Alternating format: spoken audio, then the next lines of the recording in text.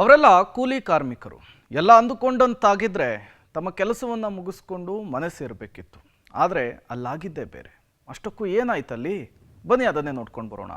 ರಾಜಧಾನಿಯಲ್ಲಿ ಮತ್ತೊಂದು ಕಟ್ಟಡ ಕುಸಿತ ದುರಂತ ಸಂಭವಿಸಿದೆ. ತುತ್ತು ಚೀಲ ತುಂಬಿಸಿಕೊಳ್ಳಲು ದೂರದ ಜಿಲ್ಲೆಗಳಿಂದ ಬಂದು ಕಟ್ಟಡ ಕೆಲಸ ಮಾಡಿಕೊಂಡಿದ್ದ ಕಾರ್ಮಿಕರಿಬ್ಬರು ಸ್ಥಳದಲ್ಲಿ ಮೃತಪಟ್ಟಿದ್ದಾರೆ. ಪಿಣ್ಯದ ಶಿವಪುರದಲ್ಲಿ ಅವಘಡ ಸಂಭವಿಸಿದೆ. ಒಬ್ಬರಿಗೆ ಘಟನೆಯಲ್ಲಿ ಗಂಭೀರ ಗಾಯವಾಗಿದ್ದು ವಿಕ್ಟೋರಿಯಾ ಆಸ್ಪತ್ರೆಯಲ್ಲಿ ಚಿಕಿತ್ಸೆಯನ್ನ ಕೊಡಿಸಲಾಗ್ತಾ ಇದೆ. ತುಮಕೂರು ಜೆಡಿಎಸ್ ಮುಖಂಡ ಎನ್ ಗೋವಿಂದರಾಜು ಮಾಲೀಕತ್ವದ ಕಟ್ಟಡದಲ್ಲಿ ಲಿಫ್ಟ್ ಅಳವಡಿಸುವುದಕ್ಕೆ ಕಾಮಗಾರಿ ನಡೀತಾ ಇತ್ತು. ಕಟ್ಟಡದ 5ನೇ ಫ್ಲೋರ್ನಲ್ಲಿ ಸೆಂಟ್ರಿಂಗ್ ಕೆಲಸ ಮಾಡಲಾಗ್ತಾ ಇತ್ತು. ಮಧ್ಯಾಹ್ನ 2:30 ಸುಮಾರಿಗೆ ಮೇಲ್ಛಾವಣಿ ಕುಸಿದು ಬಿದ್ದಿದೆ. ಛಾವಣಿ ಮೇಲಿದ್ದ 3 ಕಾರ್ಮಿಕರು 5ನೇ ಅಂತಸ್ತಿನಿಂದ ಕೆಳಗಡೆಗೆ ಬಿದ್ದಿದ್ದಾರೆ.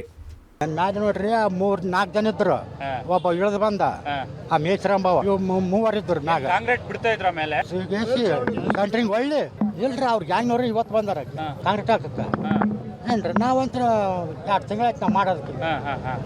ಅದ್ರ ಮೇಲೆ ದುರಂತದಲ್ಲಿ ಕಲಬುರಗಿಯ ಹಿಮಾಂಶು ಶೇಖ್, ಯಾದಗಿರಿಯ ವೀರೇಶ್ ಎಂಬ ಯುವಕರು ಸ್ಥಳದಲ್ಲಿ ಮೃತಪಟ್ಟಿದ್ದಾರೆ. ಮತ್ತೊಬ್ಬ ಯುವಕನಿಗೆ ಗಂಭೀರವಾಗಿ ಗಾಯವಾಗಿದ್ದು ಹೆಚ್ಚಿನ ಚಿಕಿತ್ಸೆಗಾಗಿ ಆಸ್ಪತ್ರೆಗೆ ದಾಖಲಿಸಿದ್ದಾರೆ. ದುರಂತ ಸಂಭವಿಸ್ತಾ ಇದ್ದಂತೆ ಆಡಳಿತ ಮಂಡಳಿ ಎಸ್ಕೇಪ್ ಆಗಿದೆ. ಘಟನಾ ಸ್ಥಳಕ್ಕೆ ಪಿಣ್ಯ ಪೊಲೀಸರು ಭೇಟಿ ಮಾಡಿ ಪರಿಶೀಲನೆಯನ್ನ ಮಾಡಿದ್ದಾರೆ. ಒಂದು ಕಂಪನಿ ವೋಮಾ ಎಲೈಟ್ಸ್ ಅಂತ ಹೇಳ್ಬಿಟ್ಟು ಕೆಲಸ ಮಾಡುವಂತವರು ಒಬ್ಬರು ಮೃತಪಟ್ಟಿದ್ದಲ್ಲಿ ಒಬ್ಬರು ನಮ್ಮ ಗುಲ್ಬರ್ಗ ಜಿಲ್ಲೆಯಿಂದ, ಗುಲ್ಬರ್ಗ ತಾಲೂಕಿನಿಂದ ಬಂದಿದ್ದವರು ವೀರೇಶ್ ಅಂತ.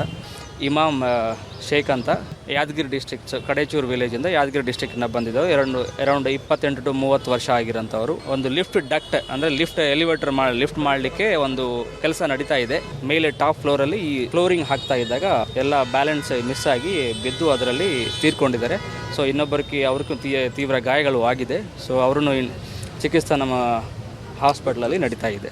ಪೊಲೀಸರ ಪರಿಶೀಲನೆಯ ವೇಳೆ ಮೇಲ್ನೋಟಕ್ಕೆ ಮಾಲೀಕರು ಹಾಗೂ ಗುತ್ತಿಗೆದಾರರ ನಿರ್ಲಕ್ಷ್ಯ ಕಂಡು ಬಂದಿದೆ. ಯುವಕರ ಪೋಷಕರು ದೂರು ಕೊಟ್ಟಿದ್ದಾರೆ. ಮೃತ ಯುವಕರ ಪೋಷಕರು ಕೊಟ್ಟ ದೂರಿನ ಆಧಾರದ ಮೇಲೆ ಪಿಣ್ಯ ಪೊಲೀಸರು ಪ್ರಕರಣ ದಾಖಲಿಸಿಕೊಂಡಿದ್ದಾರೆ. ಘಟನೆಯ ಬಳಿಕ ತಲೆಮರೆಸಿಕೊಂಡಿರುವ ಕಟ್ಟಡದ ಆಡಳಿತ ಮಂಡಳಿ ಹಾಗೂ ಗುತ್ತಿಗೆದಾರರನ್ನ ಹುಡುಕಾಟ ನಡೆಸಿದ್ದಾರೆ. Nagesh, crime bureau, public TV.